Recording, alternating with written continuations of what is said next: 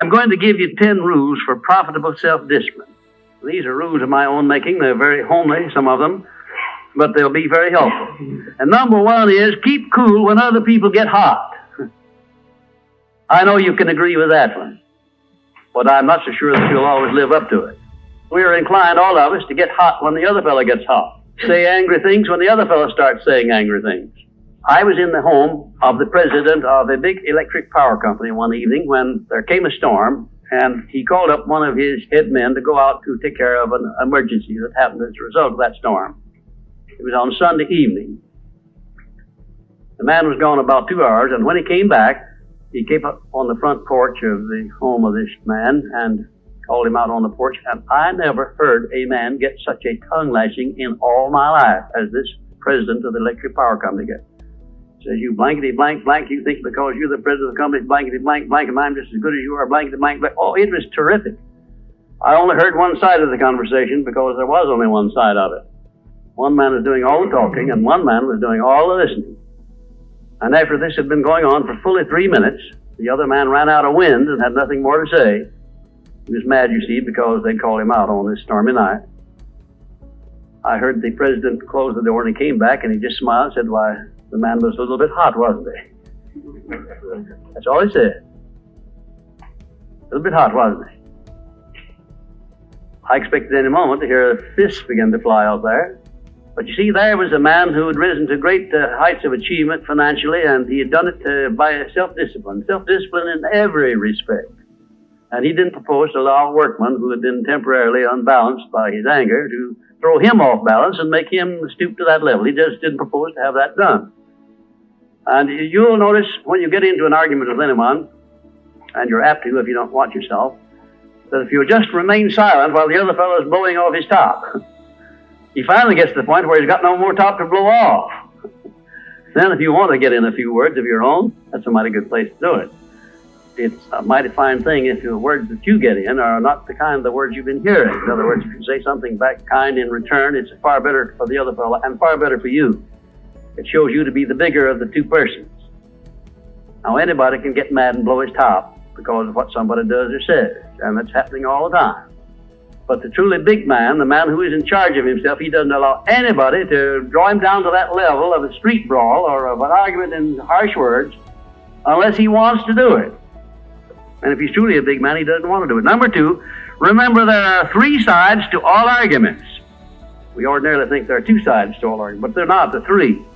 There's your side, there's the other fellow's side, and then there's the right side, which is usually about in the middle of the 2 viewpoints.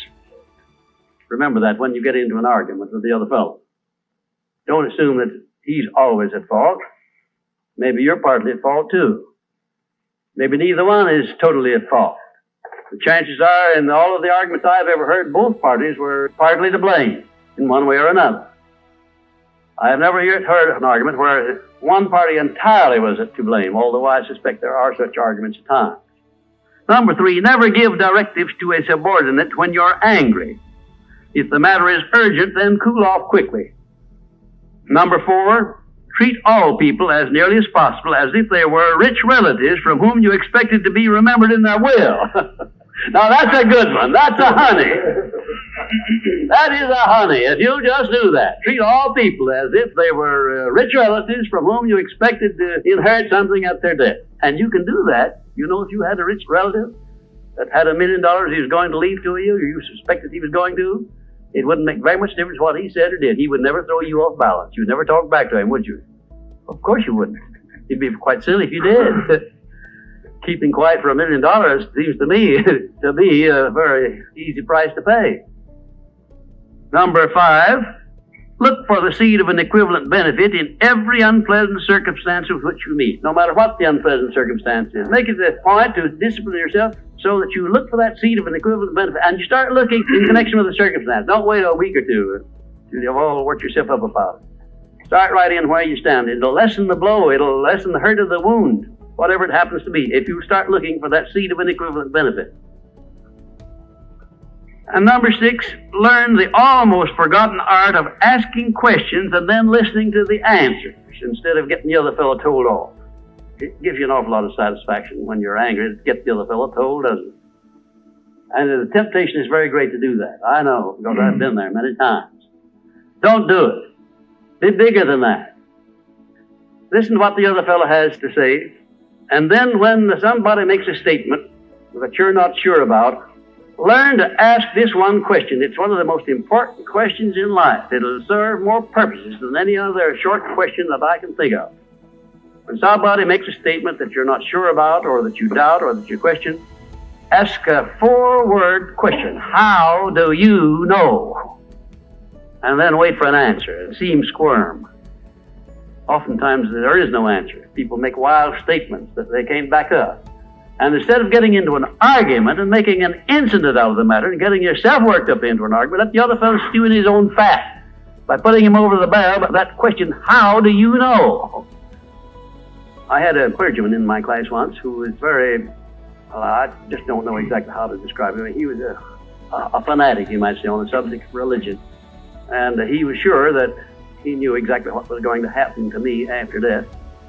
He said so in no uncertain terms, not in the class, but in a private conversation. He raved and ranted for quite a little while about it. And when he got through, I said, how do you know, Parson? And that really put him over the barrel. He said, that's the way I feel about it. That's my faith. I said, well, now, having belief and faith is one thing, but having evidence is something else again. How do you know what's going to happen to me after I die? I don't know, and I doubt that you do. How do you know?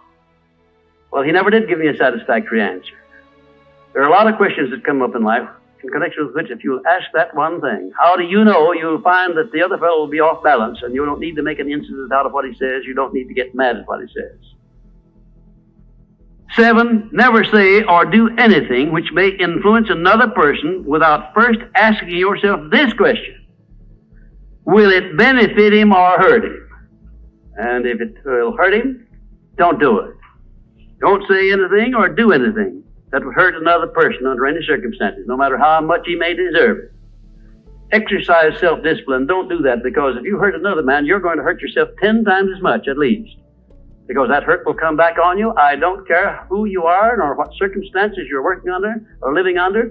If you hurt another person, you'll be hurt 10 times as much. And if the hurt doesn't come immediately, the rate of interest on that is compound interest on compound interest, and it'll be 100 times as great if you wait long enough. Because everything that you do to or for another person, you do to or for yourself. There is no escape from that. That's just as much a law as the law of gravitation, which everyone understands. You know that if you stepped over the top of this building, no matter what your mind was or what your belief happened to be, if you stepped over the top of this building and violated the law of gravitation, that you'd hit the ground and you'd die in a very few seconds. And this law, which brings you back that which you send out, is just as inevitable, just as inexorable as the law of gravitation or any other of nature's laws. Number 8, learn the difference between friendly analysis and unfriendly criticism. Then decide which you wish to live by in your relations with others. Now, friendly analysis is one thing and is welcomed by most sensible people. I don't object to friendly analysis of anything that I do, even though it's very unfavorable. If it's friendly analysis, I like it, because I can improve by it. But if it's unfriendly criticism, very obviously unfriendly criticism, and not analysis, well, then I resent it. I wouldn't be human if I didn't. How can I tell whether it's friendly analysis or unfriendly criticism? How would you go about telling? A lot of ways you can tell. You can tell by your relationship to the person who's making it, whether it's friendly or unfriendly to begin with. If it's an enemy, obviously I discount it right off the bat, because you almost know it's going to be unfriendly criticism. I can tell also by the tone of voice in which he does it, by the manner in which he does it. Because a man who engages in unfriendly criticism generally uses a few epithets along with it that clearly indicates that he's biased. If you have self-discipline, you're not going to be influenced by that kind of a person. And number 9, remember that a good leader in any calling is one who can take orders as cheerfully as he gives them. And number 10, last but not least, remember that tolerance in human relations is just as important as tolerance in the operation of mechanics.